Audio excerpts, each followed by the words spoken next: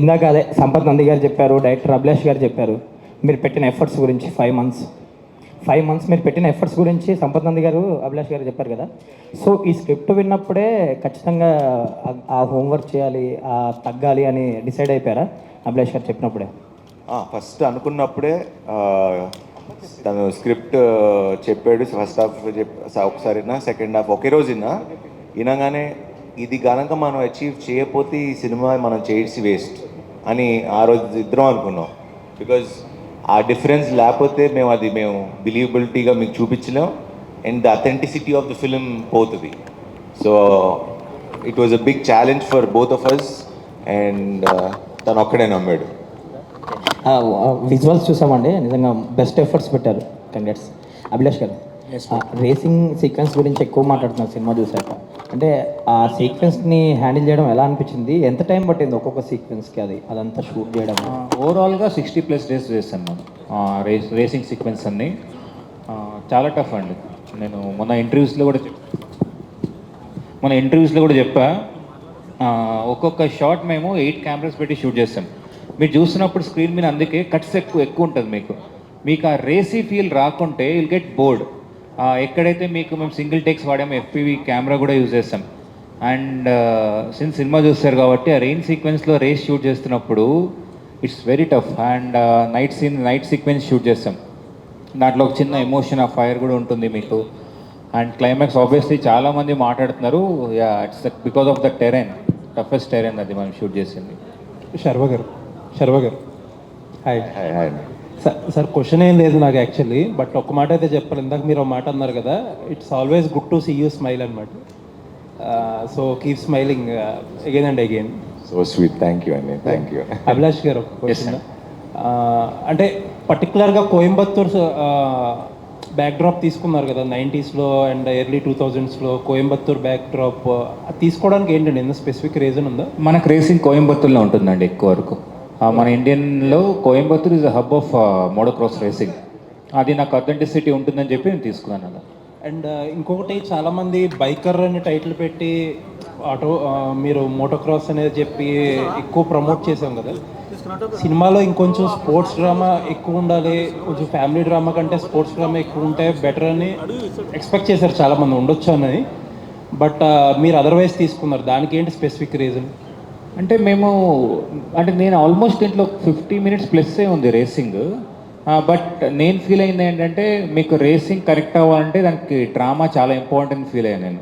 మీకు opening race చూసినప్పుడు కూడా దానికి మీకు రేస్ ముందు జరిగే డ్రామా ఉంటుంది అక్కడ, పిట్ క్రూలో కానీ ఆ కాన్వర్సేషన్ కానీ, అది ఇంట్రెస్టింగ్గా నేను డెవలప్ చేసుకున్నా. బికాజ్ ఆ రేస్ అర్థమయ్యేటట్టు నేను చెప్పాలి ఆడియన్కి. It is not a regular sport మనకి.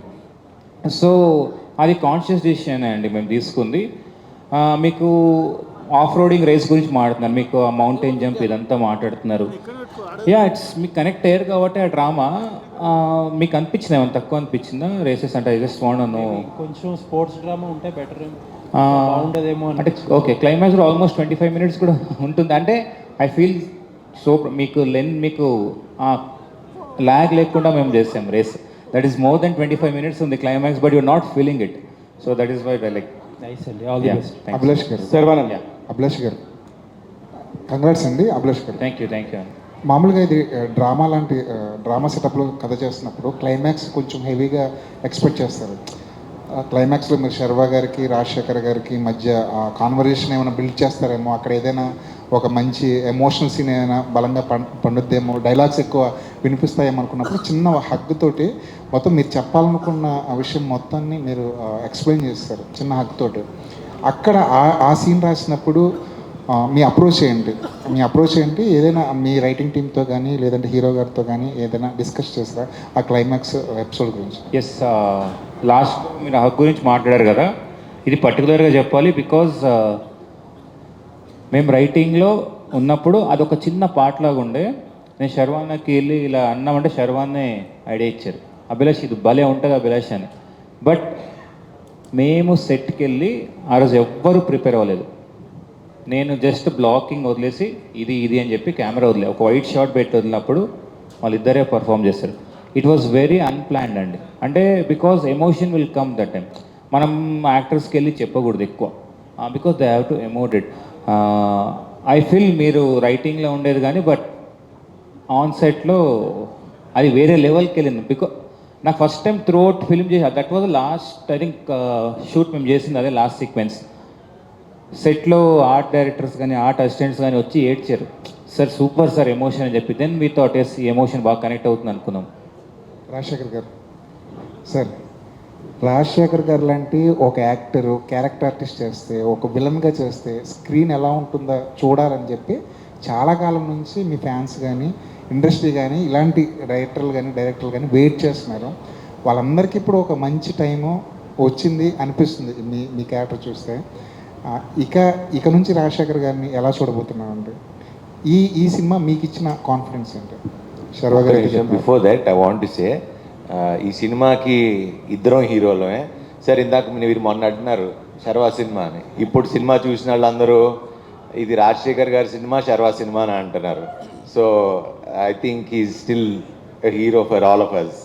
లేదు, ఫస్ట్ మీరే సెలెక్ట్ చేసిన సబ్జెక్ట్ మీరు సెలెక్ట్ చేసి అభి వచ్చి నన్ను క్యాస్ట్ చేయాలని అన్నప్పుడు మీరు ఓకే అని చెప్పడం, ఇదంతా ఇట్స్ ఆల్ గుడ్ సైన్స్.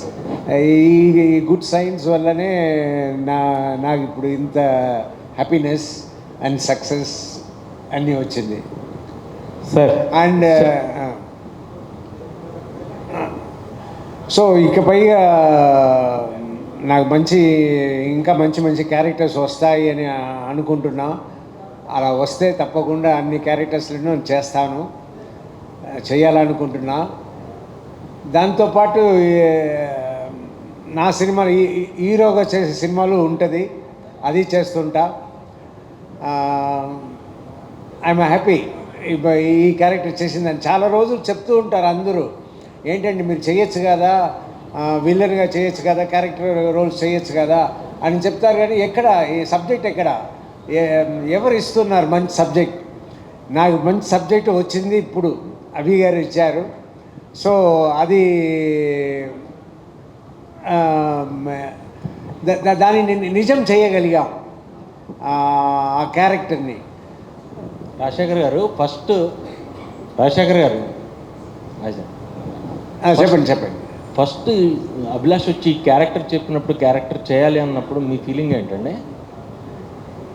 అదే చెయ్యాలా వద్దా అని అనుకున్నాను. కానీ అప్పుడు నాకు వెంటనే నచ్చింది. ఎందుకు నచ్చిందంటే ఒక మంచి సబ్జెక్ట్, నా క్యారెక్టర్ ఫస్ట్ నా క్యారెక్టర్ మంచి క్యారెక్టర్ నేను చేస్తున్నా అని అనుకున్నా.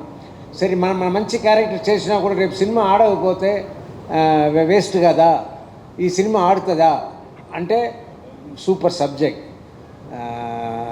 సర్వా గారు ఎప్పుడు కొత్త సబ్జెక్టే సెలెక్ట్ చేసుకుంటారు. అలా సెలెక్ట్ చేసుకున్న సబ్జెక్ట్ తప్పకుండా సక్సెస్ అవుతుంది. ఈ సక్సెస్ అయ్యే సబ్జెక్ట్లో మనం చేస్తున్నాము అని అనుకుని నేను చేశాను. అది నిజంగా నాకు మంచిగా జరిగింది. రాజశేఖర్ గారు అంటే మిమ్మల్ని యాంగ్రీ యంగ్ మ్యాన్ అంటారు. ఇప్పుడు వరకు మీరు చేసిన సినిమాలన్నింటిలో పాటలు ఉంటాయి, ఫైట్స్ ఉంటాయి, డైలాగ్స్ ఉంటాయి. ఇంతకుముందు మీరు చెప్పినట్టు మ్యాక్సిమం నాన్న వరకే పిలిపించున్నారు. బట్ ఈ సినిమాలో మీరు ఎవరిని కొట్టడానికి కూడా లేదు, కనీసం గట్టిగా ఒక దెబ్బ వేశారు. ఒక దెబ్బ వేశారు, తాత అని పిలిపించుకున్నారు. సో ఎలా అనిపించింది ఫస్ట్ టైము ఇది నిన్న సినిమా చూసుకుంటున్నప్పుడు? నేను ఫస్ట్ టైం సినిమా చూసేప్పుడు ఎప్పుడు నా మిస్టేక్లే చూస్తుంటాను. సో నిన్ననే నేను సినిమా చూశాను. ఫుల్ సినిమా పైగా ఇంకా నాకు అర్థం కాలేదంటే ఫుల్ సినిమా అర్థం అవ్వాలంటే నేను 2 సార్లు 3 సార్లు చూడాలి. సో నేను బట్ ఫుల్లీ నేను ఇంటెన్స్గా ఆక్యుపై అయిపోయాను ఆ సబ్జెక్ట్లో. నేను వెళ్ళింది కొంచెం లేటుగా వెళ్ళాను, వేరే షూటింగ్ నుంచి రావడం లేట్ అయింది, గట్కేసరిలో షూటింగ్. సో నేను ఇంకా చూసిన తర్వాత నేను ఇంకా బెటర్గా మాట్లాడగలుగుతా.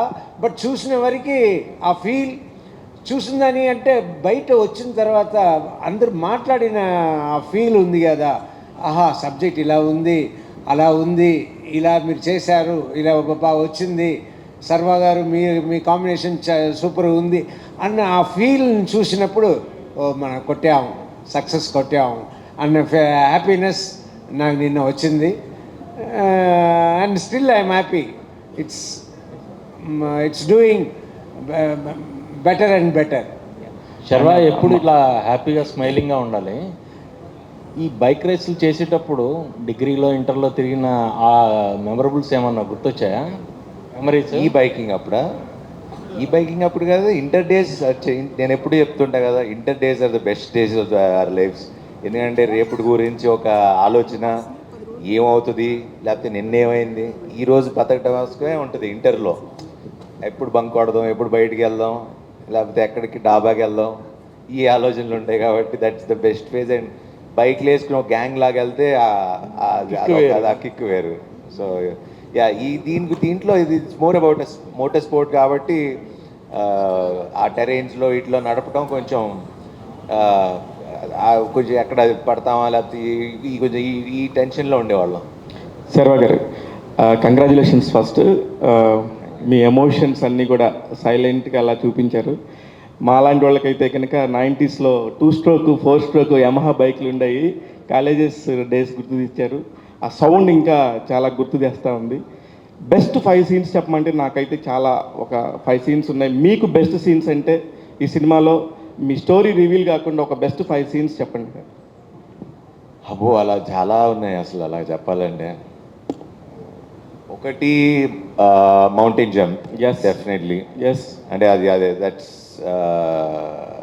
సీక్వెన్స్.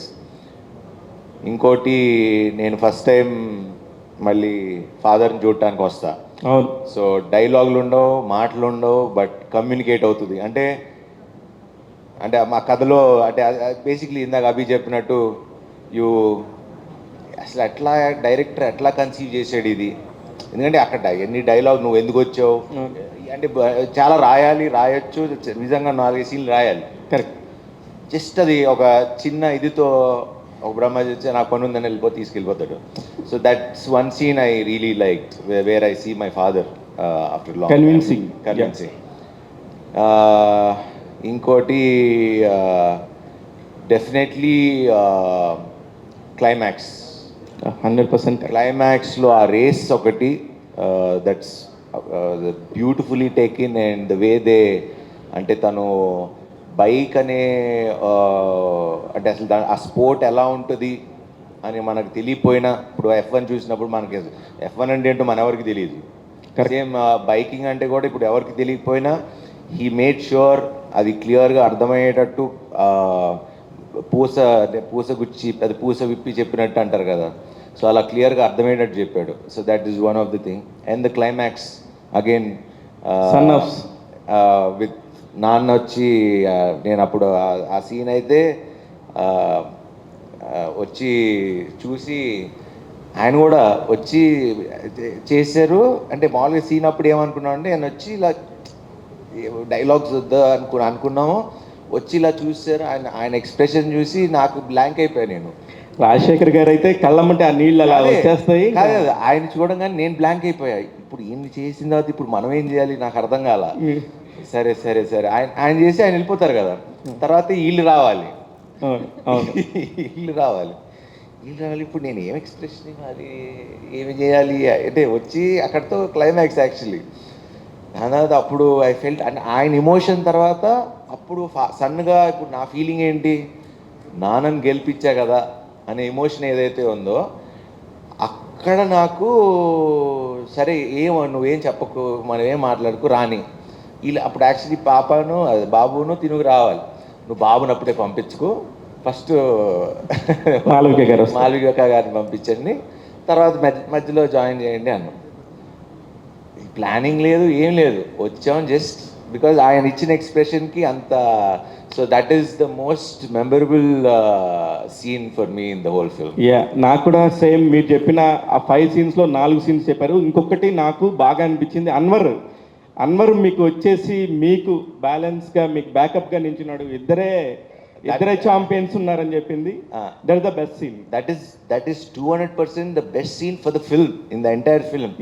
బికాజ్ యూజువలీ ఒక హీరో ప్రొటాగనిస్ట్ ఉన్నప్పుడు లేకపోతే అసలు ఈ టైప్ ఆఫ్ ఇది ఎప్పుడూ మనకి కథలో ఎప్పుడూ రాయాల. కరెక్ట్. అంటే ఒక ఛాంపియన్ని ఇంకో ఛాంపియన్ని సపోర్ట్ చేయటం అనేది Correct. అంటే వెనకాల బ్యాక్ బోన్గా నిలబడటం అనేది సో ఎవరు రాయలా. So that is also one of the best things for the whole script as it's on the biker మొత్తానికి గేమ్ చేంజర్ ఆ సీన్ అనే నేను అనుకుంటున్నాను. 200%. I agree. అభిలాష్ గారు లోజర్తో స్టార్ట్ అయ్యారు, విన్నర్గా ఉన్నారు ఇప్పుడు. So happy. యాక్చువల్లీ ఈ డైలాగ్ షూటింగ్ అప్పుడు గుర్తుందా నీకు? అన్నా అందరు నన్ను లూజర్ డైరెక్టర్ అంటున్నారు, నువ్వు అది లూజర్ డైరెక్టర్ ఏంట్రా బాబు అంటే నాకు ఆ లూజర్ సిరీస్ చాలా ఇష్టం. నాకు కూడా ఇష్టం. కాకపోతే తనకి ఇది పరిచయం చేసేటప్పుడు మన లూజర్ డైరెక్టర్ అని పరిచయం చేస్తాం కదా. సో సౌండింగ్ ఇది మార్చాలన్నా అంటే లేదు, ఇప్పుడు నుంచి బైకర్ డైరెక్టర్ అని అంటారు, నువ్వు మర్చిపో, నువ్వేం అనుకోకవసరం లేదని. అది మీకు అదేనండి, ఇక పాత్ బ్రేకింగ్ సీన్ దాన్ని ఇట్లాంటి వాటిని కొన్ని కన్విన్స్ చేసి చెప్పి శర్వా గారిని లాక్ చేశారేమో అనిపించింది. Congratulations, big congratulations. ఒక వచ్చిన ఈ చిన్న స్పాన్లో ఇంత మంచి సినిమా చేసే అవకాశం చాలా తక్కువ మందికి వస్తుంది. అభిలాష్ గారు, మీరు ఆ బెస్ట్ సీన్ గురించి మీకు చెప్పాలంటే ఏ సీన్కి ఎక్కువ టైం పట్టింది మీకు? రేసింగ్ గురించి వదిలేయండి. సీన్సా, ఇంత మంచి యాక్టర్స్ ఉన్నప్పుడు టైం పట్టదు మాకు ఎక్కువ. లైటింగ్కి I mean because what I feel, ఇప్పుడు మీరు హాలీవుడ్ స్టైల్ కానీ మేకింగ్ అంటున్నారు, నేను బ్యాక్ లైట్ లేని షూట్ చేయాలి. ఓకే, అది మాకు టఫ్ పట్టింది. లైట్ కోసం మేము వెయిట్ చేసేటోళ్ళం. ఓకే, ఆ పర్టికులర్ లైట్లో షూట్ చేయాలని చెప్పి. So that was the tough. But a scene కూడా మేము పెద్ద స్ట్రెయిన్ అయ్యి ఐ డోంట్ థింక్ సో అన్న. ఏమో నాకైతే ఎక్కడ గుర్తులేదు. అయితే మీరు కాదు స్ట్రెయిన్ అయింది, యువరాజ్ గారు అయిన ఉంటారు. దేనికంటే he is the hero of the film. ఎక్కువ స్ట్రెయిన్ అయింది మా వంశన్న, టైం ఎక్కువ పట్టేది కదా. ఎనీవేస్, నారీ నారీ నడుమరారి, బైకర్ వరుసగా హిట్లు కొట్టింది శర్వా గారు. మీరు డైరెక్టర్స్ హీరో. హీరోలు చాలా మంది ఉంటారు కానీ మీరు మాత్రం డైరెక్టర్స్ హీరో. ఆ మోల్డింగ్ చూసినప్పుడు, ఆ షేప్ చూసినప్పుడు వావ్. ఇంకా రాజశేఖర్ గారు బైక్ మీద వెళ్తుంటే మీరు వెనకాల రన్నింగ్ చేసుకునే సీన్ చూసి వావ్, ఇంతకంటే ఈ సినిమాకి ఇంకేం అవసరం లేదు అనిపించింది. All the very best. I will always want to be directors actors and కొత్త డైరెక్టర్లు ఇలా మంచి కథలు తీసుకురండి, కలిసి చేద్దాం. ఎందుకంటే ప్రజెంట్ మీరే, ఫ్యూచర్ మీరే. సో నేను ఎప్పుడు ఇలాంటి వాళ్ళతో పనిచేయడానికి ఎప్పుడు ఫస్ట్ హ్యాపీగా ఫీల్ అవుతాను. మాలవిక గారు, ఫస్ట్ కంగ్రాచ్యులేషన్స్ అండి. ఒక మంచి ఇట్లాంటి ఒక చాలా ఉమెన్కి చాలా స్పెషియస్గా ఉంది దీనిలో. ఒక స్పోర్ట్స్ డ్రామా కూడా ఉన్నప్పటికీ కూడా అభిలాష్ గారు ఉమెన్ని చాలా బాగా తీస్తారు. ఆయన లోజర్ సిరీస్లో కూడా చాలా గొప్పగా చెప్పాడు ఉమెన్ గురించి. మీరు కూడా మీ పాయింట్ ఆఫ్ వ్యూలో చాలా బాగా చేశారు. మీరు ఈ సినిమా చేయడానికి ఫస్ట్ రీజన్ ఏంటండి? ఫస్ట్ రీజన్ అంటే ఇది ఫాదర్స్ అండ్ ఎమోషన్ అనేది ఆయన అభిలాష్ గారు చాలా చాలా బాగా రాస్తారు. జనరల్గా మా ఫాదర్తో, మా పేరెంట్స్తో మాకు ఒక కనెక్ట్ ఉంటుంది. అది చాలా టైప్లో, చాలా ట్రోప్స్లో మనం చూసేసాము ఆల్రెడీ. బట్ ఆయన రాసిన, ఇప్పుడు నా క్యారెక్టర్ ఒక డైలాగ్ చెప్తుంది, విక్కీ వాళ్ళ ఫాదర్కి ఆయన కొడుకు కాదు, రేసర్ అంతే. బట్ నా ఫేవరెట్ సీన్స్ అంటే ఆయన సటిల్గా ఆయన ఆ కొడుకు ఫాదర్ రిలేషన్షిప్ చూపిస్తారు. There are so many moments in the film where ఆయన క్రైయింగ్ కానీ, suddenly Sharwa will act like a child. ఆయన ఒక సీన్లో వచ్చి వెళ్తూ ఉంటారు. So that's my favourite scene. సడన్గా ఆయన ఒక ఫాదర్ అయినా హీస్ బికమ్ హిస్ సన్.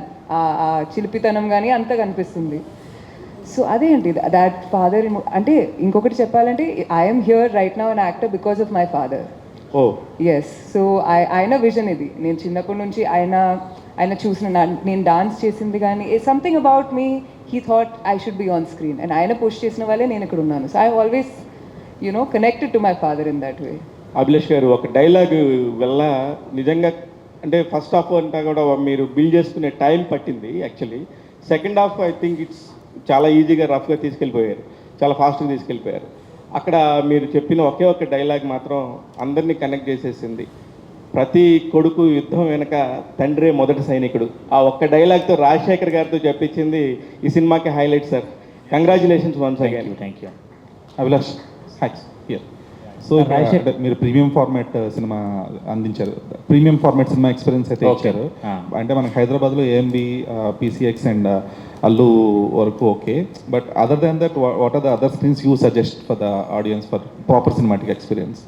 అదే అంటున్నా, ఇప్పుడు అదే శర్వాన్తో మాట్లాడుతుండే నిన్నటి నుంచి అల్లు స్టూడియోస్తో టికెట్స్ కావాలని నన్ను అడుగుతున్నారు. నాకే నేను టికెట్ లేక బయటకు వచ్చాను, నిలబడి చూస్తాను. లైక్ ఐఎమ్ సో గ్లాడ్ మన సినిమా బికాస్ ఆ ఎక్స్పీరియన్స్ కోసం తీసాము, people are now experiencing it.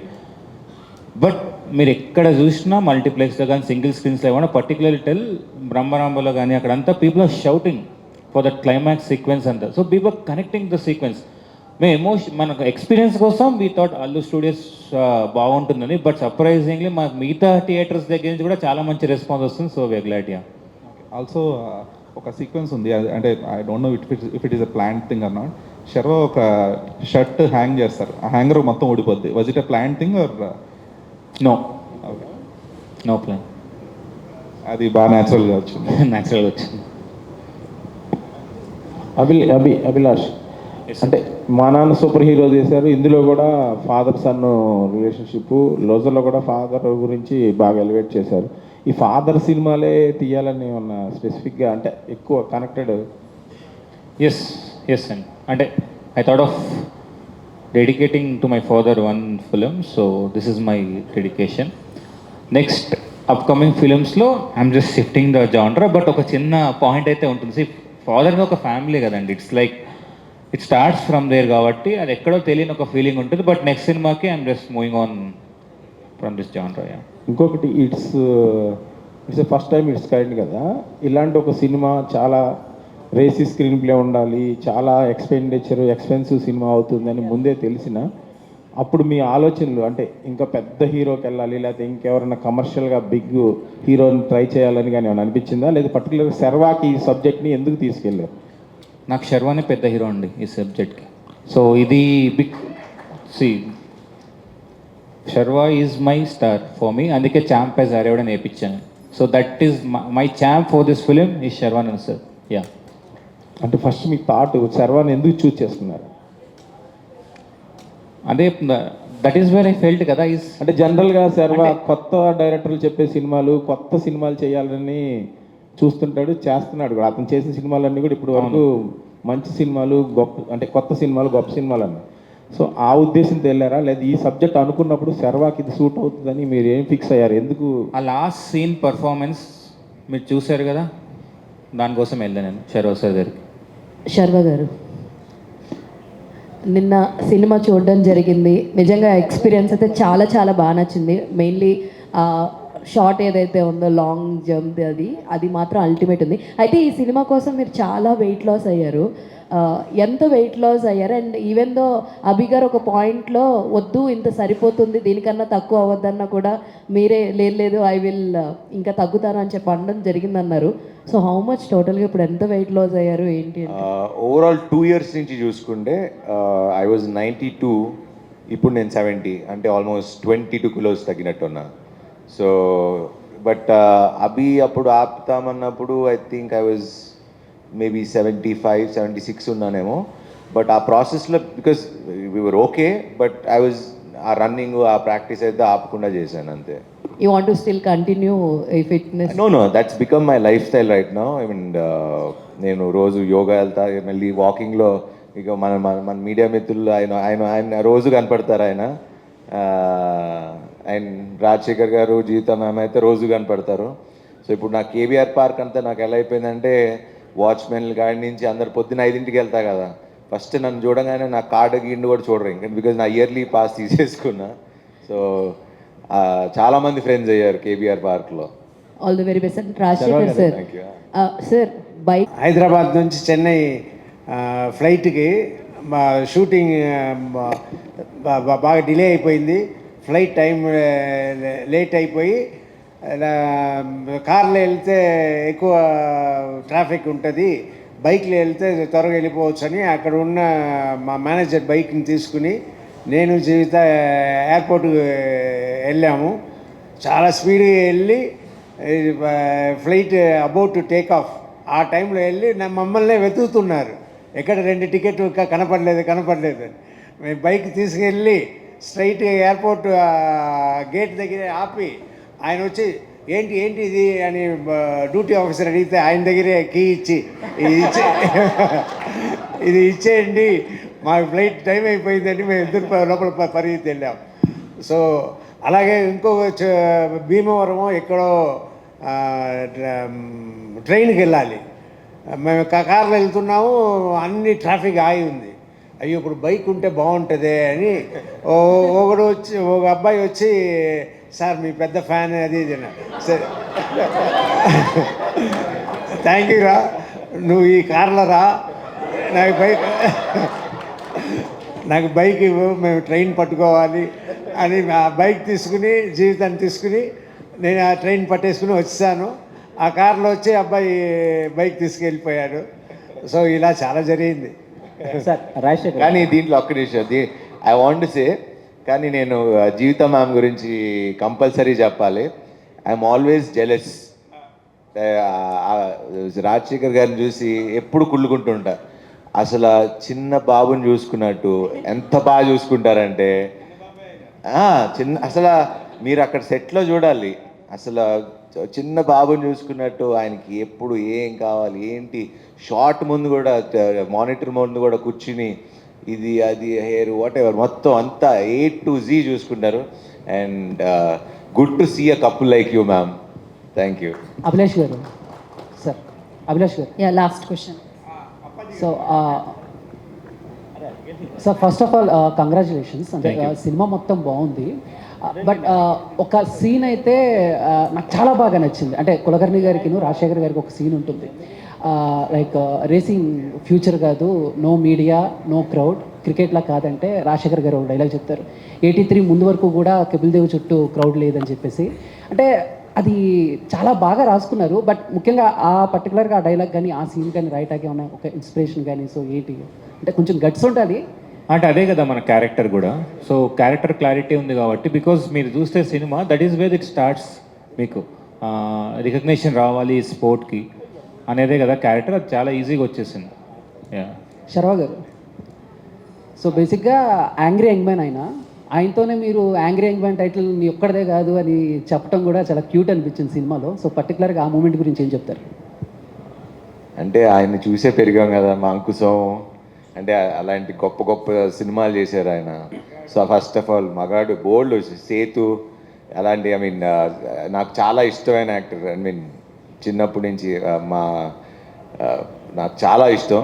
And అలాంటిది అంటే కల్లో కూడా ఊహించుకుంటామా మనం, అంటే రాజశేఖర్ గారితో యాక్ట్ చేసి ఆయన అంటే ఆయన టైటిల్ గురించి ఆయనతో మాట్లాడతాం అనేది, దట్ యాక్చువల్లీ మీరు very good question, because that's a very sweet moment. ఈ యాంగ్ టైటిల్ నీది ఒక్కటే కాదు నాది అని. సో అసలు అలాంటి స్టార్తో మనం చేయగలుగుతామా, చేసామా అంటే dreams do come true. So yeah, it happen. Rajasekhar గారు, మీ మామూలుగా ఈ సినిమా రిలీజ్ అయినంత వరకు మేము మిమ్మల్ని యాంగ్రీ యంగ్ మ్యాన్లా చూసాం. అండ్ సోషల్ మీడియాలో బాగా ఈ గోలీల్ ఫ్యాక్టరీ సంథింగ్ అన్నారు కదా, కానీ ఇది రిలీజ్ అయిన తర్వాత బైక్ ఫ్యాక్టరీగా మారుతుంది పక్క. అదే ఇప్పుడు చూస్తున్న వాళ్ళకి బైక్ ఫ్యాక్టరీలా మారుద్ది అనుకుంటున్నాం. మీరేం దాని మీద ఒపీనియన్? అయినా నా గోలీ ఫ్యాక్టరీని వదలను. One more question. సినిమా అంతా చూసినాక మేము బైక్ డ్రైవ్ చేసినా, బైక్ గుర్తొచ్చినా, మా ఓన్ బైక్ని మేము డ్రైవ్ చేసినా, ఆ రేసింగ్ ట్రాక్, బైక్ చేసింగ్ సీన్సే గుర్తొస్తున్నాయి. అండ్ ఒక్క డౌట్ ఏంటంటే, శర్వా గారు అమ్మ ఎవరు సినిమాలో అనేది చాలా హంట్ చేస్తుంది నాకు నిన్న నైట్ నుంచి. మీరేనా? అక్కడ ఉన్నారు కదా. సో అంటే ఒక ఫోటో అయినా చూపిస్తే బాగుండేమో అనిపించింది. అదొక్క డౌట్ ఉండిపోయింది. అది డైరెక్టర్ క్వశ్చన్ అది. సార్ 17 గురించి కూడా చెప్పాలి సార్ మీరు. 17 బైక్ నెంబర్ ఆ లక్కీ నెంబర్ అంతే, నాకు నేను పెట్టుకున్నాను. అంటే కోహ్లీ లాగా లేదు. తాలా for the reason. No. Okay. Malvika గారు, సో మీరు కూడా బైక్ రైడ్ చేశారు కదా సినిమాలో? చేశానండి. సో అప్పుడు ఎలా అనిపించింది మేడం? చాలా బాగా అనిపించింది. నేనే నేర్పించాను శర్వాకి ఎట్లా బైక్ రైడ్ చేసుకోవాలని, అంతా నేనే. నిజంగా రాదా? నిజంగా శర్వా బాగా వచ్చింది. మొన్న ఒక పెద్ద హిట్ అయింది నారి నారి, అండ్ ఇప్పుడు సమ్మర్కి దింపారు, పండగ ఒక సినిమా దింపుతున్నారు, నెక్స్ట్ భోగి, రాఖీ పండగ, రాఖీకి వస్తుంది. Eagerly waiting for that project and congratulations for biker. ఇప్పుడు 4DXలో కూడా చూడాలని ఉంది, ఇంకోసారి వెళ్దాం అనుకుంటున్నాను. నాకు అసలు టైం కుదరట్లా ప్రమోషన్స్ అని చెప్పి, నాకే ఇంకా ఆయన చెప్పినట్టు ఒకసారి సరిపోట్లా నాకు వెళ్ళి ఎప్పుడెప్పుడు మళ్ళీ చూద్దామా, అండ్ భ్రమరాంబకి వెళ్ళి చూద్దామని. ఇంత పెద్ద క్లాస్ థియేటర్ కాకుండా మన మాస్ థియేటర్లో చూద్దామని. అండ్ సినిమాలో మీరు ఒక సినిమాకి వెళ్తారు కదా, భాష ఫిలిం, అదే ఒక సినిమాకి వెళ్తారు, మామూలుగా మేము డాడీస్కి దొరికిపోయినప్పుడు కొట్టి కొట్టి తీసుకొస్తుండే, కానీ మీ డాడీ చాలా కూల్గా ఇది కాదు నీ లైఫ్ వేరే అని తీసుకొచ్చారు. సో ఆ టైంకి మీ లైఫ్లో ఏమైనా మెమరబుల్ మూమెంట్స్ ఉన్నాయా? అది మనకి మనం ఎక్కడ దొరుకుతాం, దొరకం కదా. దొంగతనంగా చూసిన ఏమైనా ఉన్నాయా? మనం ఎక్కడ దొరుకుతాం. Congratulations whole team. Sir Rajasekhar garu యాక్చువల్గా ఈ సినిమాలో లాస్ట్ క్లైమాక్స్ ముందు మీరు చెప్తారు కదా, అతని లైఫ్లో అంటే ఫాదర్ కన్నా ఆ అమ్మాయి వచ్చినప్పుడు అతను సక్సెస్ సాధిస్తాడని చెప్తారు కదా ఒక సీన్లో. అవును, ఎస్ సార్. అది అప్పుడే కదా మా మనసు ప్రశాంతంగా ఉంటుంది. మనసు ప్రశాంతంగా ఉంటే ఈ కెన్ రేస్ బెటర్ అన్న ఇదే. సో మీ లైఫ్ రేస్లో జీవిత గారు ఎలాంటి ఇది పోషించారు sir compare to that scene?